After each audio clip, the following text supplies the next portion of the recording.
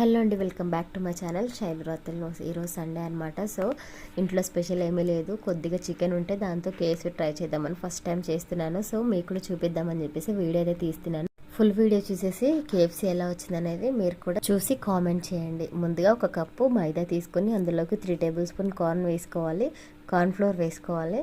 అందులోకి కొద్దిగా కారం, పసుపు, గరం మసాలా, ధనియా పౌడర్ యాడ్ చేసుకొని ముందుగానే మ్యారినేట్ చేసుకు పెట్టుకున్న చికెన్ తీసుకోవాలన్నమాట. తీసుకొని పిండిలోకి కలుపుకొని పక్కన పెట్టుకోవాలి.